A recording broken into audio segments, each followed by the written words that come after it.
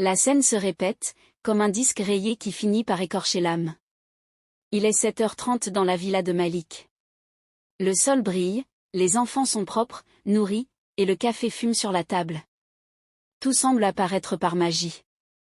Pour Malik, c'est anormal. C'est le rôle d'Awa. Ramasse-le, Awa. Et ne me regarde pas avec ses yeux de victime. D'un geste désinvolte, Malik vient de jeter un billet de 10 000 francs sur le carrelage, au milieu des miettes de pain que le petit Omar a laissé tomber. Awa ne bouge pas. Elle regarde ce billet comme une insulte jetée à la figure de ses diplômes qui dorment dans un tiroir. Malik, j'ai juste dit que le budget pour la rentrée des classes est serré, et que ma mère a besoin de ses médicaments pour le cœur. Si cette vidéo t'intéresse, marque ta présence en nous disant depuis où tu la regardes dans les commentaires.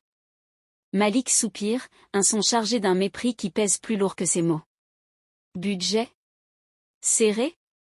Awa, tu parles comme si tu gérais une multinationale. Tu es à la maison toute la journée.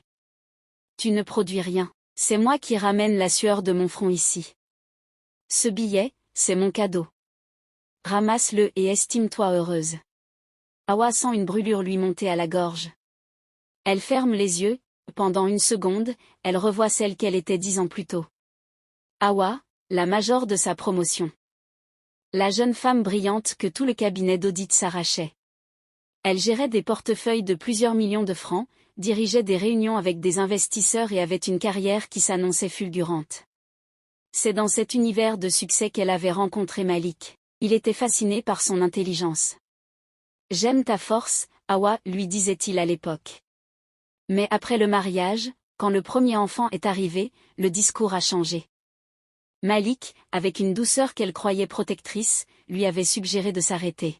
« Ma chérie, nos enfants ont besoin de la présence de leur mère.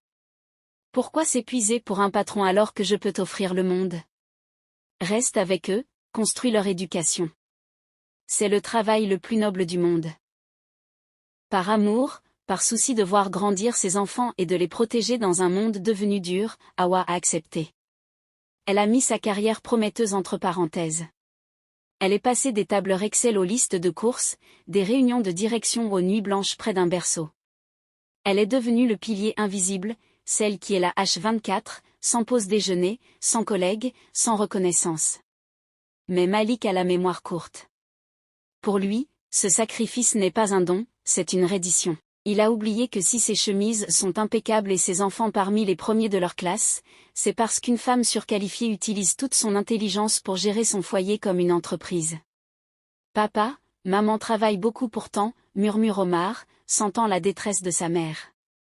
Malik ricane en prenant sa sacoche en cuir. Elle fait ce qu'une femme doit faire, mon fils. Le jour où elle saura ce que c'est que de porter la responsabilité d'un loyer, elle pourra parler de budget.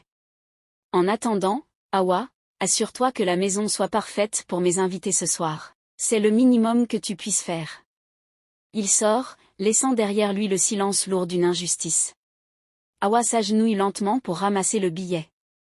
Elle réalise que pour Malik, le respect est indexé sur le compte en banque. Elle comprend que son sacrifice est perçu comme de la paresse. Elle décide alors que si c'est la seule langue qu'il comprend, elle va recommencer à la parler. Mais cette fois, elle le fera pour elle-même. Les mois passèrent, emportant avec eux les derniers éclats de rire d'Awa. La villa, autrefois un rêve, était devenue son tombeau. Elle s'était enfoncée dans une dépression silencieuse, cette maladie des ombres que Malik ne voyait pas. Pour lui, une femme qui a un toit et de la nourriture n'a aucune raison d'être triste. Awa avait perdu confiance en elle. Elle ne se regardait plus dans le miroir, ses mains étaient gercées par les produits ménagers et son esprit, autrefois vif, semblait s'engourdir sous le poids des tâches répétitives. Elle se sentait inutile, réduite à une fonction mécanique. Sans argent à elle, elle devait mendier pour la moindre serviette hygiénique, subissant chaque fois un interrogatoire sur l'utilité de la dépense. Puis vint ce fameux dîner d'affaires. Malik avait invité ses plus gros partenaires financiers. Il voulait les impressionner. Awa avait passé la journée debout, à cuisiner un banquet digne d'un chef, à polir l'argenterie, à s'assurer que tout soit parfait. Elle servait à table, vêtue d'un complet pagne simple, se faisant la plus petite possible pour ne pas gêner les hommes importants. La discussion tournait autour d'un blocage majeur, une fusion-acquisition complexe impliquant des régulations douanières et des montages financiers que personne autour de la table ne parvenait à dénouer. Le risque de change est trop élevé, martelait un collègue. Si on ne trouve pas une structure de couverture alternative, le projet coule. Malik hochait la tête, l'air grave, mais il était visiblement dépassé.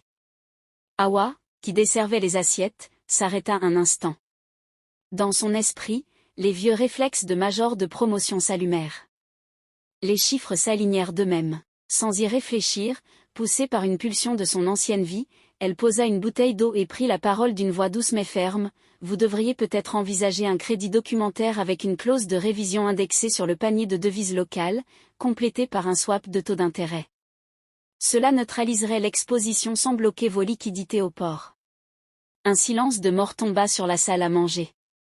Les fourchettes restèrent suspendues en l'air. Les collègues de Malik dévisagèrent cette femme qu'ils prenaient pour la servante. Mais, c'est brillant, s'exclama le partenaire principal. C'est exactement le levier qui nous manquait. Madame, où avez-vous appris cela? Malik, le visage cramoisi de honte et de rage, intervint brutalement. Ne faites pas attention, elle répète des mots qu'elle a entendus à la télé. Hawa, retourne en cuisine et apporte le café. On ne t'a pas demandé ton avis ici. Mais ses collègues ne l'écoutaient plus. Malik, tu es fou? Ta femme vient de résoudre en 10 secondes ce qu'on cherche depuis 3 mois. Comment se fait-il qu'une femme avec de telles qualités reste enfermée à la maison? C'est un gâchis pur et simple. Malik força un rire méprisant. Elle a peut-être de la mémoire, mais elle n'a plus le sens des réalités. À force de rester à la maison, le cerveau ramollit. Allez, parlons de choses sérieuses. Hawa retourna en cuisine. Ses mains tremblaient, mais pas de peur. Pour la première fois depuis des années, elle s'était sentie vivante. Le mépris de Malik, au lieu de l'écraser, venait de piquer son ego. Elle n'était pas inutile. Elle était une lionne que l'on essayait de faire passer pour une fourmi. L'élément déclencheur survint quelques jours plus tard. Malik rentra tard, mais il n'était pas seul. Il entra dans le salon avec une jeune femme, une influenceuse bien connue pour sa beauté superficielle et ses tenues de luxe. Elle était tout ce qu'Hawa n'était plus, apprêtée, parfumée, arrogante. Hawa, prépare une chambre d'amis pour Inès, dit-il sans même la regarder. Elle va rester quelques jours. Hawa resta de marbre. Malik, qui est cette femme? C'est ma nouvelle assistante, et bien plus encore, répondit-il avec un sourire cruel. Regarde-la, Hawa. Elle a de l'ambition. Elle brille. Elle est présentable dans les soirées, contrairement à toi qui ne sais plus que sentir la friture et te plaindre de ta fatigue. Inès représente le succès et l'avenir. Toi, tu représentes le passé. Inès la dévisagea avec une pitié feinte. Oh, c'est donc elle la fameuse femme au foyer? C'est vrai qu'un petit rafraîchissement ne lui ferait pas de mal, Malik. Ce fut l'humiliation de trop. Devant ses propres enfants qui observaient la scène depuis l'escalier, Malik venait d'introduire sa trahison sous son toit, la rabaissant plus bas que terre. Ce soir-là, Hawa ne pleura pas. La dépression s'évapora pour laisser place à une rage froide, calculée et dévastatrice. Elle monta dans sa chambre, sortit ses vieux diplômes du tiroir et les regarda longuement. « Tu veux du succès, Malik ?» murmura-t-elle. « Tu vas en avoir. Mais ce sera le mien, et il te coûtera tout ce que tu possèdes. » La lionne n'était plus endormie. Elle aiguisait ses griffes. La rage qui bouillonnait en Hawa n'était plus une brûlure, c'était un moteur. Ce soir-là, en voyant Inès rire dans son propre salon, Hawa comprit que si elle restait une minute de plus, elle mourrait de l'intérieur. Son cœur battait si fort qu'elle l'entendait dans ses tempes. Elle n'avait pas de plan précis, mais elle avait une urgence, survivre. Le lendemain, profitant de l'absence de Malik, elle agit avec une froideur stratégique. Elle ne prit que le strict nécessaire, quelques vêtements pour les enfants, ses précieux diplômes qu'elle serra contre son cœur, les documents importants de ses enfants et ses maigres économies cachées depuis des mois. Elle alla chercher Omar et Sophia à la sortie des classes. « On part en vacances, mes amours ?» demanda-t-elle d'une voix tremblante mais assurée. Elle marchait dans la rue, tenant ses enfants par la main, le regard fuyant. Elle craignait le mépris des voisins, les murmures. Elle ne pouvait pas aller chez sa mère, déjà trop fragile et malade pour supporter ce poids. Elle se sentait seule au monde, debout à un arrêt de bus, l'incertitude au ventre. C'est alors qu'une berline luxueuse s'arrêta à sa hauteur. La vitre descendit. C'était Marc, l'un des collègues de Malik, celui-là même qui avait été subjugué lors du dîner. « Madame Hawa ? Que faites-vous ici avec des valises ? Quelque chose ne va pas ?» Hawa hésita, la gorge nouée. Elle ne lui dit pas tout, mais son regard trahissait une détresse immense.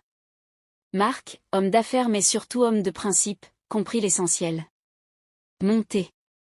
Je ne vous laisserai pas ici. J'ai un appartement de fonction vide en centre-ville, installez-vous là quelques jours, le temps de reprendre votre souffle. » Une fois installé, une discussion s'engagea.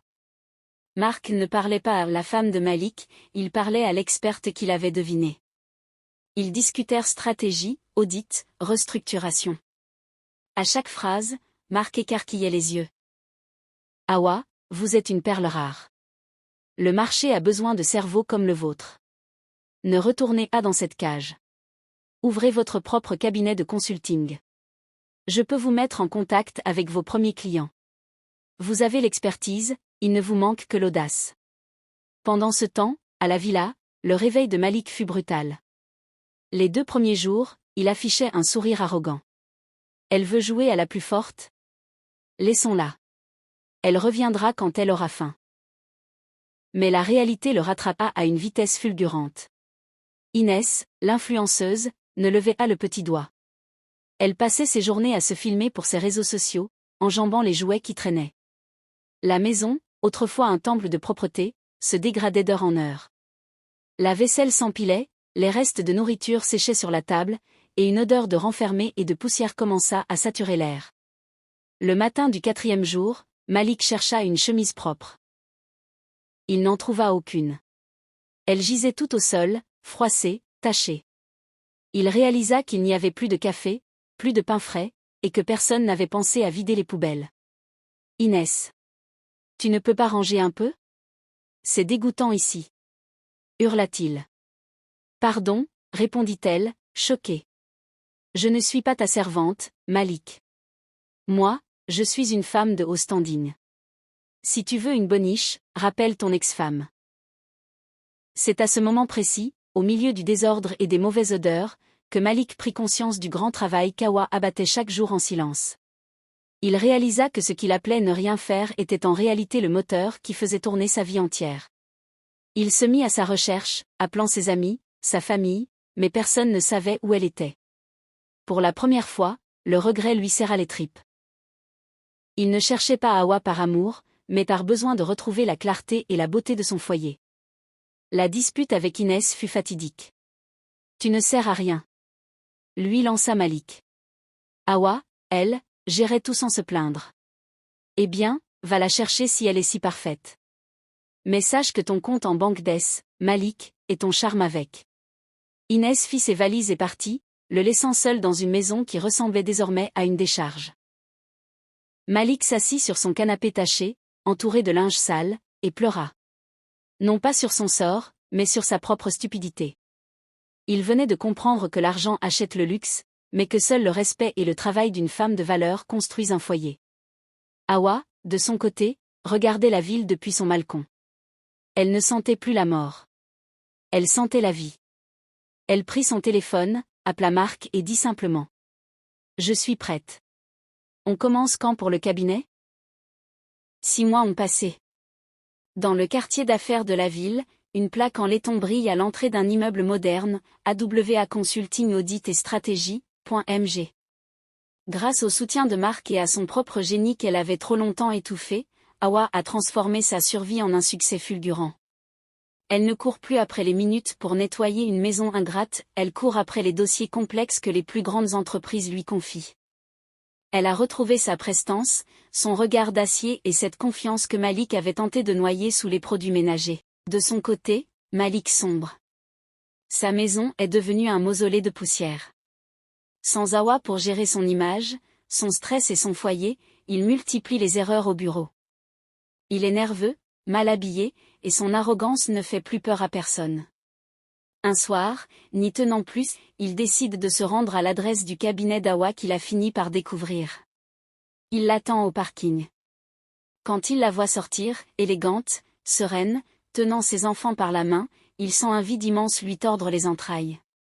Ce n'est plus la ménagère qu'il méprisait, c'est une femme qui n'a plus besoin de lui. « Awa !» s'écria-t-il en s'approchant, l'air suppliant. « Regarde-moi, je ne m'en sors plus.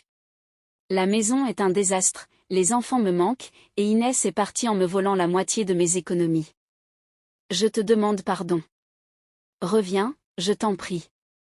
Je te donnerai tout l'argent que tu veux, tu n'auras plus jamais à demander. » Awa s'arrêta. Elle regarda Malik, non pas avec haine, mais avec une immense pitié. « Malik, tu n'as toujours rien compris, » dit-elle d'une voix calme qui portait le poids de sa nouvelle liberté. « Tu ne me cherches pas parce que je te manque, tu me cherches parce que ton confort te manque. Tu veux récupérer la cuisinière, la nounou, la blanchisseuse et la secrétaire que j'étais pour toi, tout ça pour le prix d'un toit. Mais je t'aime, Awa. » Tenta Théil, désespéré. On n'humilie pas ce qu'on aime, Malik. On ne traite pas de rien celle qui porte tout ton foyer sur ses épaules. Pendant que je sacrifiais ma carrière pour nos enfants, tu pensais que je ne valais rien parce que je ne ramenais pas de chèque. Aujourd'hui, je gagne ma vie, et je n'ai plus besoin de ton autorisation pour exister. Elle ouvrit la portière de sa voiture. La maison est sale, Malik. Apprends à tenir un balai. Les vêtements traînent. Apprends à utiliser une machine. C'est ce que j'ai fait pendant 7 ans en plus d'éduquer tes enfants. Aujourd'hui, mon bureau m'attend, et ma dignité ne te laissera plus jamais m'approcher. Elle démarra, laissant Malik seul face à son propre reflet dans la vitre de l'immeuble. Il venait de perdre ce qu'il avait de plus précieux, non pas par manque d'argent, mais par manque de respect. Messieurs, écoutez bien. La femme qui est assise dans votre salon n'est pas une personne sans emploi. C'est souvent une femme qui a renoncé à ses propres rêves pour porter les vôtres. Tenir une maison, faire le ménage, s'occuper des enfants, les aider à faire leurs devoirs, préparer des repas sains, c'est un travail colossal. Si vous deviez payer une nounou, une cuisinière, une ménagère et un répétiteur scolaire, votre salaire n'y suffirait pas. Une femme au foyer mérite le même respect qu'une directrice générale, car elle est la directrice de votre vie privée. Un bon mari ne se contente pas de donner l'argent, il reconnaît l'effort, il remercie pour le repas, il aide à débarrasser la table. Aider sa femme n'est pas réducteur, c'est la preuve d'une grandeur d'âme. Ne confondez jamais son silence et sa présence avec de la faiblesse. Car le jour où elle décide de reprendre sa vie en main, vous réaliserez que c'est vous qui ne savez pas gérer un foyer et vous aurez perdu une femme de valeur.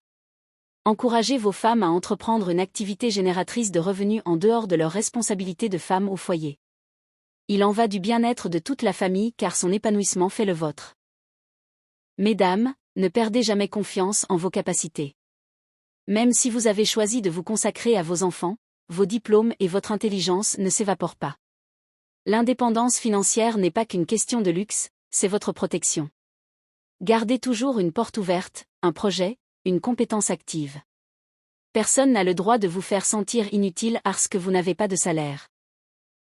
Votre travail à la maison a une valeur inestimable, mais ne laissez jamais personne devenir le seul maître de votre destin. Battez-vous pour avoir un gagne-pain.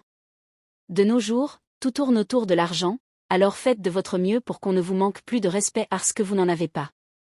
À toutes les mamans de notre génération et future, je nous prie de mettre un point d'honneur à l'éducation de nos petits garçons. Ils doivent apprendre dès le bas âge à faire le ménage, contribuer à garder propre une maison et à respecter la femme, savoir que faire le ménage, la cuisine est d'abord pour leur propre bien-être. Ils n'auront pas à attendre que ce soit forcément leur femme qui le fasse sous prétexte que c'est un rôle uniquement dédié aux femmes. C'est ainsi qu'ils deviendront des maris exceptionnels et qu'ils pourront vivre en paix et en harmonie dans leur futur foyer. L'époque où on les apprenait à ramener que de l'argent et à donner des ordres pour se faire respecter juste parce qu'ils sont des hommes est révolue. Les filles et femmes aussi doivent accorder plus d'importance à leur indépendance financière car ceci contribue non seulement à leur propre sécurité sociale ainsi qu'à celle de toute leur famille. Quel homme ne se sentirait pas fier d'avoir une femme bien éduquée qui puisse lui débloquer un problème de millions ou prendre la parole intelligemment avec aisance en public? Alors revoyons à la base l'éducation de nos enfants filles comme garçons pour un futur meilleur. Cette histoire est un cri du cœur pour toutes celles et ceux qui luttent pour le respect dans le couple. Abonnez-vous à la chaîne pour ne rater aucune de nos prochaines vidéos. Activez la cloche pour être les premiers informés.